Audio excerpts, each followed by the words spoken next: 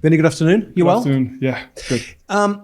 9 defeats in 11. You seem to be making mistakes at the back for which you're getting punished relentlessly, and you're not taking your chances. How are you resolving those problems? What are you doing on the training ground to try and resolve those issues? Just working on the basics, time and time again, making sure that we give them support.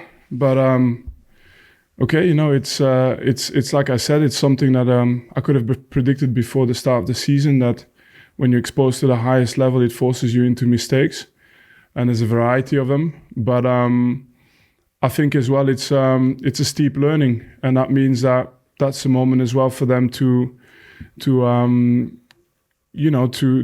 measure themselves against the best and to grow to become a part of this elite level. How frustrated are you, though, because you can do all that work on the training ground, but then you're stuck in your technical area and you can't really do anything then, can you? You've got to rely on them. Yeah, what will frustrate me is that there's ever a lack of effort. And like I keep mentioning habits, standards, it's something that would get my blood boiling. But there isn't a lack of effort. There is an entire squad, a group of players that are doing everything they can every single day, working hard, and the staff as well. And those are the foundations of any successful team. And I've mentioned it many times in interviews here. There's talking about success, and then there's how you achieve success. And achieving success is a set of behaviors, and I see them every single day on the training ground. How worried are you that you're falling maybe and your players are falling into that habit of losing games as opposed to winning games? People talk about winning being a habit, but is losing starting to become a worrying habit for you? No, I think the desire to win has to be a habit. And but the key thing is, everybody speaks about the desire to win. Is what do you do to actually win? And you could be, winning less if you're a team that is perhaps not the best team in the league, or you could be winning more when you're the team with the best players in the league. But you always have to believe that you'll win more than what you're supposed to win if your habits and your standards are right over a period of time. And that consistency, it's key. But it's key to everything. I could go through what you guys are facing every day at work, and it's the same for you guys. I really believe in that. What about Arsenal? How tough a prospect is that for you? I think you saw yesterday. It's just a very complete team.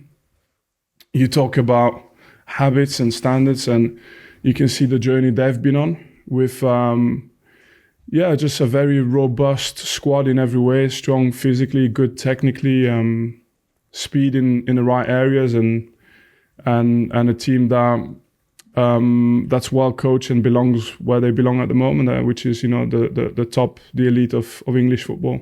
Your fans, I suspect, might be starting to get a little bit restless and a bit concerned about the defeats and where the points are going to come from and survival. What do you say to reassure them at the moment? No, I mean, you forget we live in a place that, if I draw back on the last 10 years, there's plenty of people in the building who can draw up on a lot of experiences. And it's a very calm place, and it is what it is. Like, I'm not even overstating it. It's calm but hard-working place. There is nobody that accepts the situation, but there's also a very dedicated group of people that do everything they can for the club, and I couldn't state it more. You're still enjoying it though, because I guess last season was fabulous. You always said this season was going to be difficult and it wasn't going to be easy, but you're still enjoying it. I didn't sign up in the job just for winning the league with 101 points. I knew that. I said it in the very first interview that I did, is if you sign up as a manager, there's only very few people that win. It's usually the same guy and he's bald like me, and but you have to put things into perspective. There's very few managers that win trophies, so you have to do it because you love the job, and part of it is making your team better and getting results. But sometimes doing the work to get to the results, there's something in that as well. You learn so much about people in moments where it's a little bit tough, And it's so valuable. The mistake people do is when it's tough, they close their eyes. They don't want to look anymore. But that's the moment where you take your information. That's the moment where you build your resilience and you build that strength that then takes you to the next level. And I'll never, ever let myself be drawn into a situation where I don't look at the context of this league either, and the context of who we are and where we are. And our goal is to outpunch and to be in that league. But there's no scenario in which it's not a tough road. So we stay calm but we put in the hours for sure. Thanks for your time. Thank you. Hi, afternoon. Hi there. Mikel Arteta was a coach at City back in the day. He comes across as quite an intense character. What was he like? He was still able to join in the sessions when I was there. So he was intense, but every now and then if he got too intense, you could leave something on him in training. But he was extremely passionate, driven, dedicated, intelligent. You know, he had a big role behind the scenes as well for the club. And I don't think any of us doubted that he would be a good manager. What he has done at Arsenal is completely in line with his personality. He started with some tough challenges, but he managed to rally the club behind him. And eventually they've built a team together that is now one of the best teams in the league. And there was a plan and a method behind it, which you knew he would execute if he was given the time. And people are seeing it now. But let's not forget how he was judged at the beginning. And let's not forget how what has come to light for him now has been something that he's probably planned since day one. So as a club and as a manager, they've done really well. Yeah, he was under pressure at the beginning, but did you always think that he would come through that? Yeah, because he has a good mix, which is intelligence, passion, and resilience. So I think we make it sometimes more complicated than it is. It's like any line of work. You know, you don't go to a bakery and you sack the baker because, you know, all of a sudden he's messed up a croissant. You know, if he turns up at 4 a.m. every day and he's busy until 8 o'clock in the evening, 12 o'clock or whatever, you know, eventually he's gonna be better than the baker next door. And it's stupid to say it this way, but I think sometimes I get it. It's entertainment, but we overcomplicate it. You know, good people do good things, and that's what he is. Is this in a way a sort of a pressure-free game? Because from the outside, at least, there wouldn't be a lot of expectation on you going into this. Well, that's the mistake. It never is for us, and that mindset doesn't change.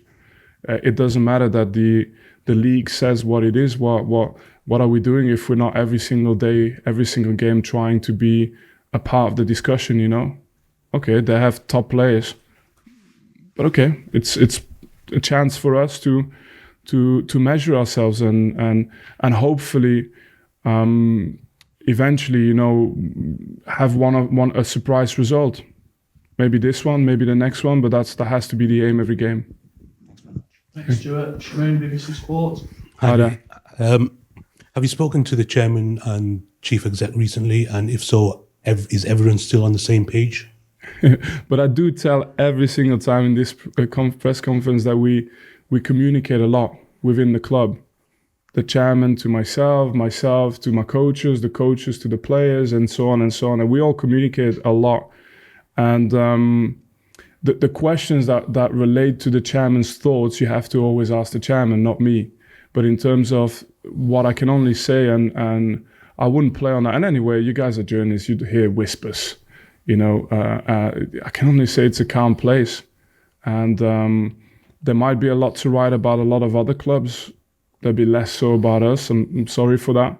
But it's because we've never set unrealistic expectations. We've set out a vision of what we want. The chairman has, the board members of the club have, and myself, of course, I've subscribed to that. But it's never been, it's a desire, but it's not an unrealistic scenario that doesn't involve us being fully aware of, you know, I explained it, I'm not going to do it again, but I explained that we prepared for every scenario.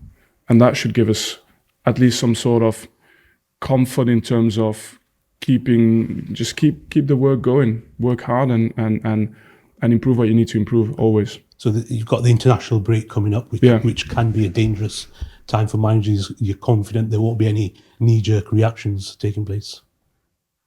But you asking me or the chairman, or who are you asking? I'm asking you if you're confident. I can only repeat to you what I said. There's a thing, you know. Say hypothetically, no quotes that I've said. That's what I said, right? But hypothetically, say I feel confident. How arrogant is that from a manager to just say that? You know, say I don't feel confident, then you've got your headlines. So don't really want to give you not today at least. So, but the point on this is like, how long have I been in this business now? You know, since I was 17, so 20 years. And the solution to everything is just work hard and make sure that you focus on what you control, which is the next performance. Everything else is not something you control. Plus, for you to write your articles, just think of the context of our club, you know. There was a bit of discontent after the second goal on Saturday. Is there fear of losing the fans, even though everyone at the club's calm and along the same page? But the discontent, if you concede a 95th minute goal, they're not going to be standing up and clapping, are they? It just happens in the last minute. You commit people forward, and it's literally a minute before the referee blows the whistle. The first thing that comes to mind is not, oh, wonderful game today, you played well. Although that was the reality of that game. So again, we have to put it into the context of things. The fans have always been behind this club. At any occasion. It doesn't even need to be in relation to me. It's just been a constant. They've always been behind the club. And it's a town that lives for the club, which is a little bit different than maybe some other clubs. And so I'd say the only thing I have to say is that we have so much support for which we're grateful for, and we go again. And Mikel Arteta had some strong words about the officials following that Newcastle game last week. From your time in football, as you've said, it's been a long time. Where do you see the standard of refereeing in the Premier League at the moment? I have other things to deal with. I'm not can't get dragged into every conversation. I'm sorry. That's fine. Thank you. Thank you. Scott, would you like a shirt? Vincent, you mentioned about your players learning. Do you feel that they have learned, even if the results perhaps haven't shown that? You do feel they are learning and getting better? Yeah, but learning is just a reality. The goal is not to say they have to learn, that we have to win. We have to get results. But just the reality of it is that, you know, at this moment in time, there's still a lot of key moments in which we have been vulnerable. But which player hasn't been, you know, in a phase of his career? And we have to just motor through this and be solid by the time the next game comes. I mean, we were solid in the last performance. That wasn't the issue. Like I said, it's key moments that have cost us. The second goal, if you throw 8 bodies forward, it's going to happen, right? But yeah, the first goal, and it's those key moments to balance it out both ways as well, to score goals. But I think it's something you continuously highlight, point out, show them the right kind of habits you need to have at this level. And then you have to install a dose of belief in the players. Otherwise, you know, it doesn't work. You have to believe in them. You have to give them confidence. So to use your analogy about being a baker and croissants, croissants, your players are getting better, are they? But who isn't when he works hard? I've told you, they work extremely hard every single day. So who isn't? The point is, there's a gap that you have to close. And closing that gap demands, you know, tremendous effort. And that's what we try and do every day. But I do feel that you could literally teleport this press conference and go to every single club that just got promoted. And we go around in circles as if there's not a logic to that, as if there's not like maybe something underlying that could explain what is happening here. You know, we just got to stay calm and stick to what we're doing. Josh Cullen said to us the other day that he feels as though the players want to try and prove a point and kind of defy the odds and stay up. Yeah. Do you get that feeling amongst the players to try and prove a point? The whole club does. Yeah, you can't believe how much. And he gets us up every morning. He keeps us up at night as well. But there's an entire club that lives for that. Yeah. Josh Cullen, Josh Brownhill, Goodmanson, Taylor, Rodriguez, they've all actually had a bit of an experience of this, haven't they, in the past, and a stay in the Premier League. Mm-hmm. Do you see them change in the last few weeks? Do they offer more because they've been here and done it and a lot of the others haven't? It's difficult to say. I think, when the results come at that moment, when you get the results, then I think it's the moment to start handing out flowers to people. But right now, everybody's just got to dig deep and go hard. That's the message. Do you try and rely on those players a little bit more, though, because they have been there and done it? I've always relied on those players. Also last season, and but look, I explained it before, how many ex-Burnley players have we faced this season? So we just have to make sure we remember that when we went down, we didn't go down like Leicester does this year, like the core just got ripped out of the squad with almost no resale value other than a couple of players. And we rebuild the squad. And now for a lot of these guys, it's the first time ever in the Premier League. So we've just got to make sure that we're staying on track to become, again, that Premier League club that can be hopefully established in the future. But this phase for me is not surprising at all. And, I'm the proud manager of a great club for me, and that's what I want to achieve with them. How do you best get a result at Arsenal on Saturday? I can't explain it to you right now in this moment, but I think belief always. Let's put belief first, other than going into tactics and stuff, because you need key moments to go your way. Belief, a little bit of luck sometimes, because the quality of those players is what it is, and a lot of effort. Thank you, Scott. And for the final bit of this section, Matt, please, from the Burnley Gazette. Hi, Vinny. Hi there. Ekdal and Benson made the return for the under-21s last week. Yeah. How much of a boost was that? That was good for us. We just lost a few players and like freak injuries, but it seems to be a theme anyway this year that a lot of squads are decimated by injuries. I think we'll look into it much deeper, maybe sometime later, but it feels that way anyway. And for us, it's been good to slowly recover them. How close are they now to be near the first team? Not sure if Benny's in contention yet. Ekdal, maybe we'll see how he reacts to the training sessions this week. And I think Michael Obafemi got about 16 minutes. Is he getting closer as well? Yeah, a little bit same situation, yeah. Yeah. You said before, you're in these moments, you learn about your players and their characters. What are you learning at the moment about them?